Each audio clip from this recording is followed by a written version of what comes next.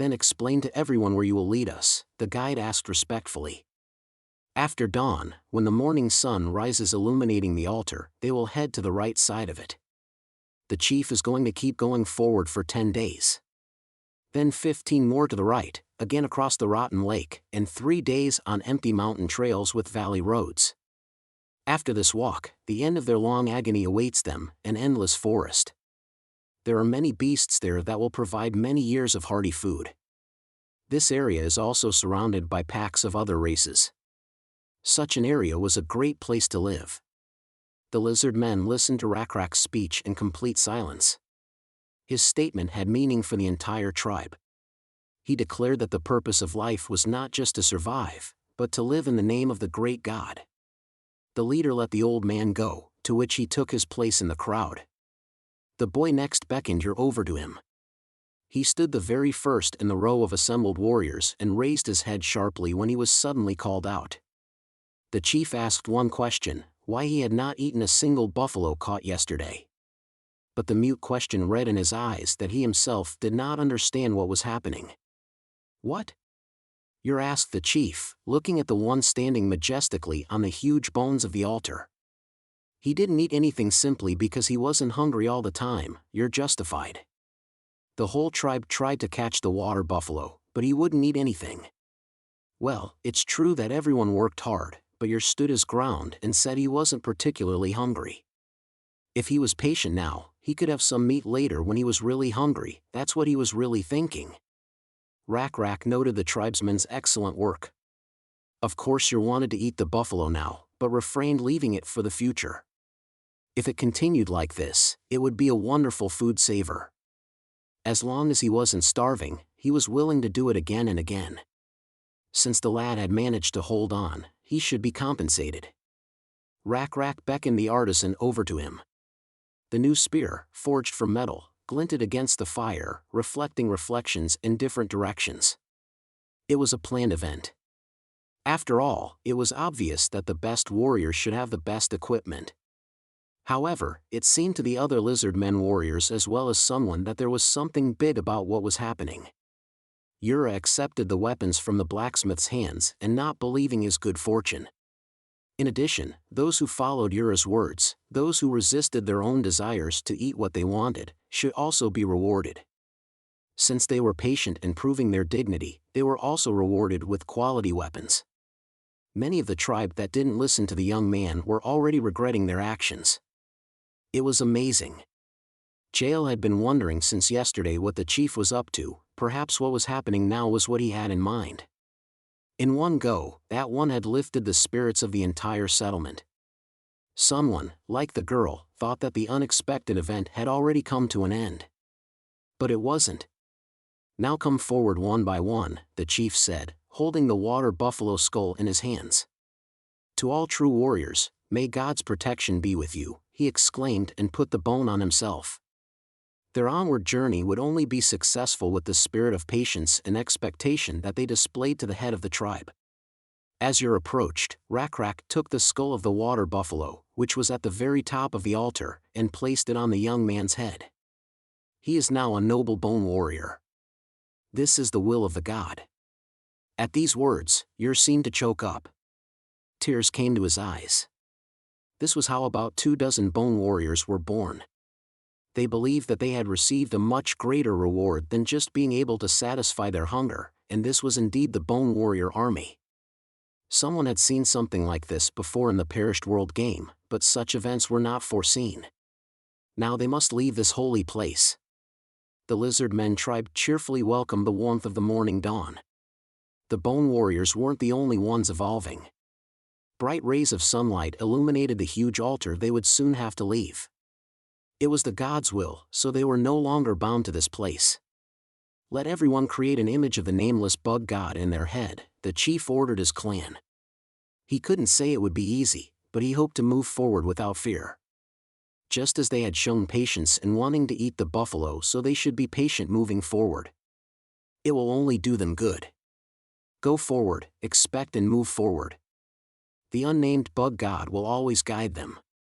Ignoring the cheers, Rakrak stood on the remains of the bone altar and looked up at the sky. Sun One thought he was simply identifying the constellations disappearing in the dawn's rays, but that turned out not to be the case. He was muttering something. The chief lied that it was God's will, so he apologized to the Lord. Of course, Sun One had nothing to be upset about. Perhaps the players who wanted to move and control all of their characters would not be very happy, but after all, it was God himself who had chosen Rakrak, who had a high willpower, to be the high priest. Thus, these results could only be welcomed. Most likely even achieving the growth of the new organization went even better. Ur had grown in stats. Now, his reliability was 7 and the warriors 3.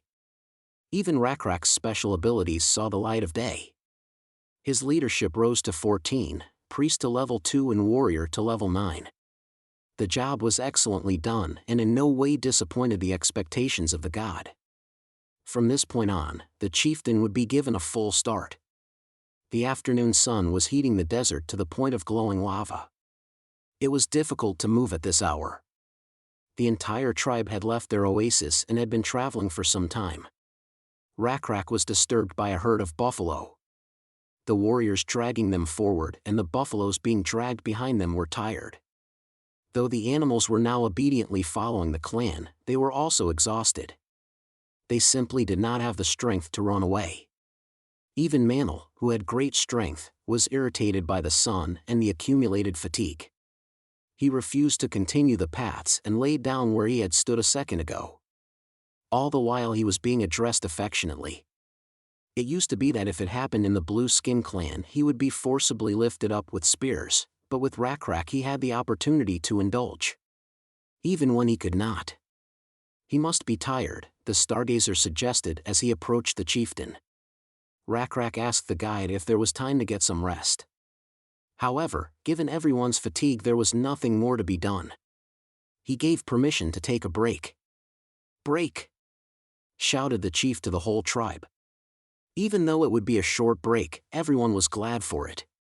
It was unimaginably difficult to walk in this blazing sun. Within the group of lizard men, loud conversations began to be heard. If they followed this mountain path that was visible in the near distance, they would reach the place that the head had spoken of.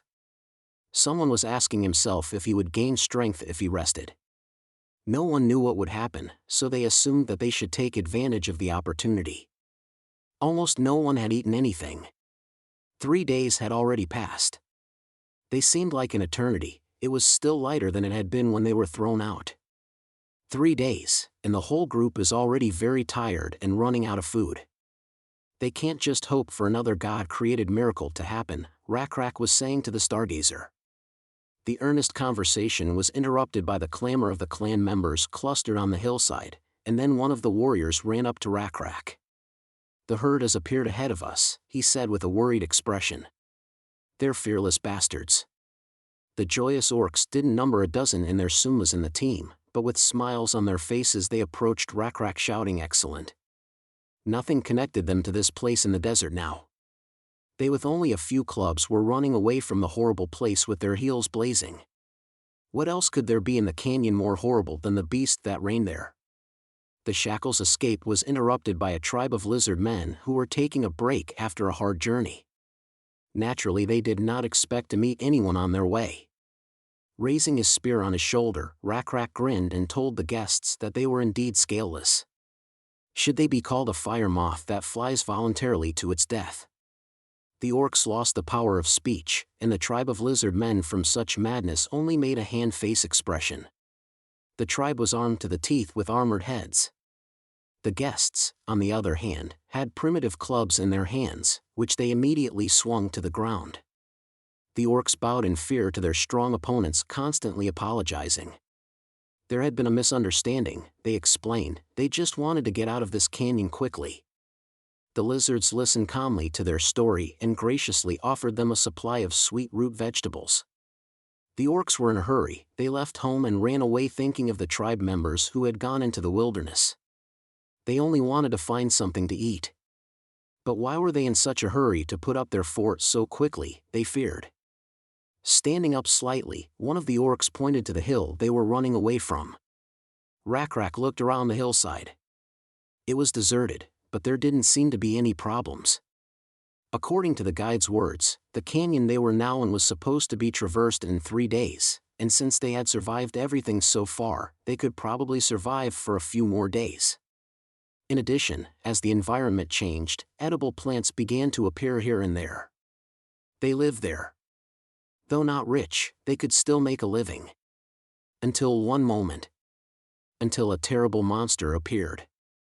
Orcs themselves were large in size, so what could have frightened them? It was not only Rakrak who was interested in this question, but Cyanwan as well. What kind of monster was this land that even the god didn't think of it? A huge concrete fortress and many of the same oblong parts covered the body of the Scolopendra. This abomination is deadly even alone. The ancient cancer had some characteristics: an abomination of level 9, strength 120, intelligence 12, and sociality 4. The plot of the Perished World game was that the old avatars had left the planet. However, only the gods had disappeared, and the numerous species and creatures that served them remained. Among them was the abomination. Simply put, it was like a giant boss monster that would appear in the field, and whoever took the risk and hunted it would be rewarded accordingly. Rakrak assigned a small group of warriors to guard the rest of the clan and told them to get a good night's rest, while he asked the orcs to point out the place where they had fled in such a hurry. It turned out that there was a monster sleeping there, which amazed not only the chief, but also Guile and the traveler who had followed him. This abomination was sleeping in a ball at the bottom of the canyon. Around it lay the remains of living creatures, which only a glance at which one could realize the nightmarish size of the Scolopendra. One head alone was the size of 4 large water bowls. Such creatures still had special abilities as well, venomous crustacean fangs with the blessings of forgotten avatars. Even if the Lizardmen teamed up with the orcs, this enemy would still be invincible to them, Sunwon reasoned as he watched the test subjects. Rakrak watched the creatures' crumpled movements. However, as time went on, they intensified. The Scolopendra began to move vigorously, as if searching for prey. The ground shook, putting the tribe into panic. But it was just movement and sleep talking, said the orc who had survived with it for days in the neighborhood. Should they just run away? And how long would it even take to get around such a thing? Asked the head of the settlement in the Stargazer. The old man thought for a moment and replied that if they went back into the desert again following the mountain range, it would most likely take 8 days. Rakrak hesitated, he didn't know what to do. Looking at his tribe, he realized they were all afraid. Taking a detour was also a great solution, but it also had its nuances. Looking down from above, Sunwon patiently watched the lizard, wanting to hear his opinion. The tribe was extremely fortunate. Not only did they have a wise chief Rakrak, but also an equally intelligent Jael. The girl scrutinized the condition of the many-legged creature, which seemed to have no flaws. It was so well positioned that if a victim fell into it, he would never get out. However, this place had its faults. At the top of the canyon were huge piles of rocks that had once rolled down from a larger mountain. Jael was not stupid, quickly turned to the tribal chief. She was ready to fight. The girl had excellent stats, a level 3 warrior and a level 1 mediator with strength 26, intelligence 35, social skills 28, and intuition 11. Now they had an advantage that no one had realized until now. Even the orcs who had been in this area for days didn't know about it. The Iron Master used the fastest method of raising the temperature of the metal. Would the chieftain remember that? Jael asked. Rakrak answered that he used a special tool, and he was right. This tool had its own name, bellows. In essence, they had the principle of a blacksmith's bellows. Thanks to this tool, more air and less force is required than before.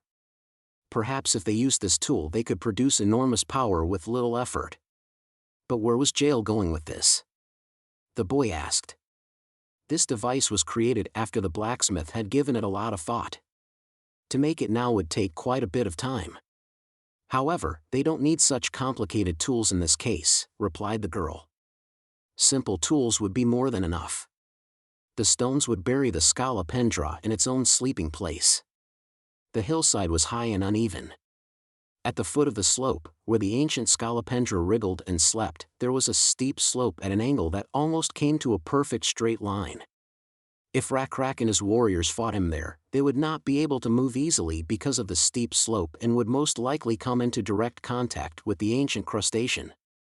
On the other hand, the giant creature had very many legs, so it would be able to climb up the even steeper slope. According to the plan, the chieftain was only supposed to approach the abomination when they were about to kill it. There were warriors standing near the boulders that Jael pointed out. They were not with bare hands. They had found and uprooted several tall trees in the area and each held one. The warriors shoved the logs under the boulders on the mountainside and then tilted them hard upward. But the boulders did not immediately budge. The rock at the edge of the mountain wobbled from side to side, chipping away pieces of rock little by little with its enormous weight. Jael, who was also trying with everyone, ordered them not to give up and to work together.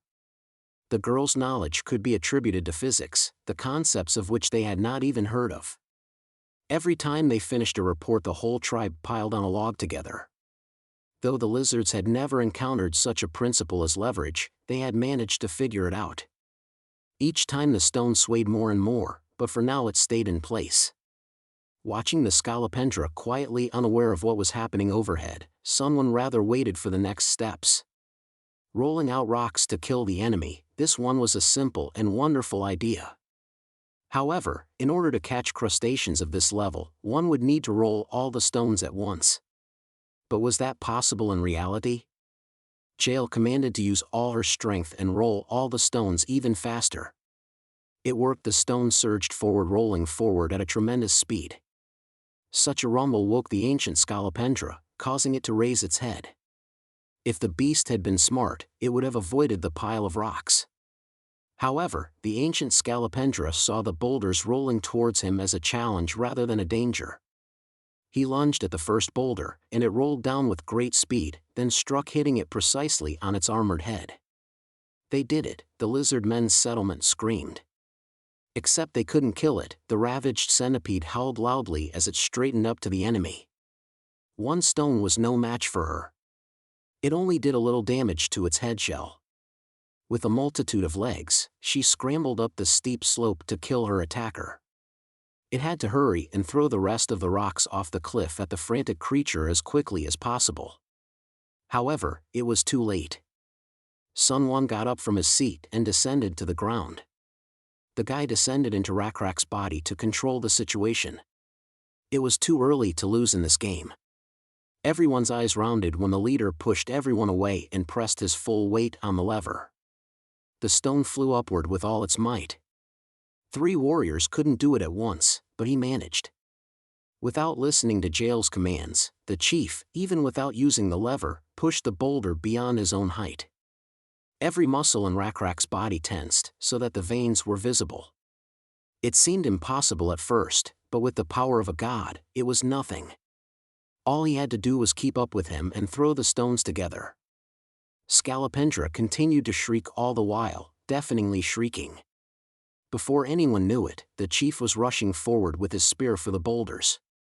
He threw it at the evil creature with lightning speed, hitting the concrete structure that protected its back. In terms of size, it wasn't that big of a wound, but it was enough to hold him back for a moment. A cry of pain reminded the canyon when the spear pierced his vulnerable spot. However, it intensified a few seconds later when huge rocks piled on top as well. Its whiskers, jaws, and paws were broken off from the heavy blows. Thick green liquid splashed from the damaged areas, staining the sand. The last boulder fell on its head, crushing it to dust. A spectacular sight. Rakrak landed successfully on his legs, still engulfed in godly aura, and Sunwon returned to his throne, satisfied. The hunt was a success. The tribe had killed an abomination of ancient Scolopendra. The whole tribe shouted their victory over the monster. Faith in God only grew, but in addition to that, something else important appeared. As a reward to our hero, the game moved a new item that he wanted to get from the beginning. A red orb engulfed in flames floated in Sunwon's hand. It was the essence of the abomination. Its core. When it came to a god, its greatest power was its ability to create something. Just as Sunwon was able to create enough food to feed the tribe, every god could create resources according to their realm using the faith points. However, to create something that didn't exist in the world, one had to use equally rare resources. A creature created by a god could also evolve to a higher level, which would earn the title of an apostle or avatar. So could also be used as a useful strategic weapon in place of a god's will. They could even be used as generators of faith that spread the word of God through their existence. But is the creation method itself the same as in the original game? Sunwon wondered. What would it be like to create, thought the god, while twirling the sphere in his hands. The lizards looked at the dead body of the Scolopendra with curiosity. Jael ripped off one of the monster's paws and thought that if it was monster meat, then maybe it could be used for food, though it had a peculiar odor, but it was worth a try. Spitting out the raw meat, she said, although the flavor was not good, it could be eaten. It seemed to be hard to eat like this. The girl trimmed the fibers of the food, analyzing its appearance. It might be difficult to eat raw food, it might be worth it to use other ingredients. The lizards might have picked an edible fragrant herb and cooked it over a fire, as an attempt to mask or dispel strong nasty odors. Opening the paw of an ancient crayfish, Jael left the meat there and sprinkled some floats to give the food a pleasant flavor. She offered the first taste to the chief, who was impressed. The food was edible, but a little tasteless, which was logical, because the girl was just learning to cook. As they had no such concept of cooking, simply roasting meat was already an accomplishment. However, Jael went further. Not only did she cook on fire, but she also added seasonings. The smell from the raw meat was so nasty that Rakrak even thought of throwing it all away, but cooking solved everything. Now the head of the settlement wanted to learn this skill as well. He didn't hesitate to take new food that he liked. The lizard girl who was sitting next to him said that she had seen that the leader of the orc tribe had already had a receiver, so she advised Rakrak to find a companion. Food fell from the poor lizard's hands as his jaw dropped to the ground at such a statement. But the girl continued to speak. The chieftain was getting old, so it was necessary to stabilize the tribe. To find a mate, since becoming chieftain there was no time to even think about it. Brave Jael offered himself in that role, unless of course he had someone else in mind. It was a very serious and responsible conversation. The boy was ready to somehow change the subject, but the sun that was setting did it for him. Its direct rays shone directly on the beautiful girl behind whose back reflected the light that interested everyone. In the ruins of the concrete that once stood on the back of the Scolopendra lay a golden slab. On it were carved Egyptian hieroglyphics with a heading from a drawing of herding and farming. It seemed to be some kind of rules. It didn't take long for UR to start gnawing on this soft material. To this the stargazer said that this kind of metal was called gold. Jael had seen such a thing once. A metal master had once shown her the different kinds of metal. If it is cleaned well, it will reflect light and shine beautifully. They say it doesn't change or rot even after a long time. However, gold belonged to the soft metals and was no better than iron now. Of course, the precious metal could be used as jewelry, but this type of art was unfamiliar to lizard men, unlike other species. Naivir asked what was the point then if it didn't rot. It was too soft and heavy for metal, you couldn't even eat it. At this statement the kind old man sent the young lizard away with the excuse of catching a deer. That hoofed animal with branching horns had sweet and juicy meat. The orc showed him the stag's tracks, so he gave him the tile with the remnants of teeth marks and left to hunt. Rakrak preferred to stay behind to dismantle the tile, for the tribe had the freedom to come and go at will, they did not need his accompaniment. It was strange that this metal did not even rot. The chief brought one of the deer carcasses and placed it on a huge stone, which turned red in a few minutes. Everything in this world waxes and wanes. There was nothing that didn't change, but this golden tablet was different. Whoever created it was definitely trying to preserve important information. What could it be? Jael disturbed the chief's peace and reported that everything was ready for bed. The boy hadn't told anyone where he was going. It was amazing that the girl always found him, though that was even a good thing. The only lizard man that wore a fur coat was the chieftain. he was different. Rak looked over his shoulders nonchalantly, saying that it was just as Jael had said to put it on. It was true, she wanted to give him, as head of the tribe, something different. That everyone who saw him would know he was the head of the tribe. A chief is like a symbol, the girl said, pointing out its value. After sending Jael to bed, the boy began to think about the plaque. All night he stayed near the corpse of a deer, over which flies buzzed.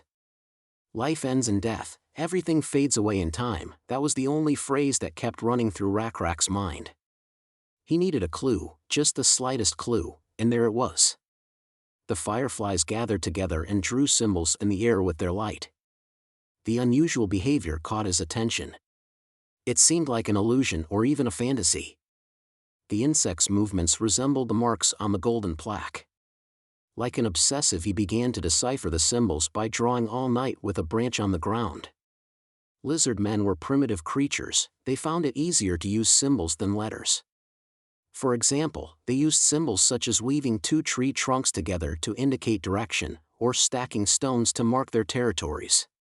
In hunter-gatherer culture in particular, knowledge of which directions animals move or which plants are edible developed over many generations.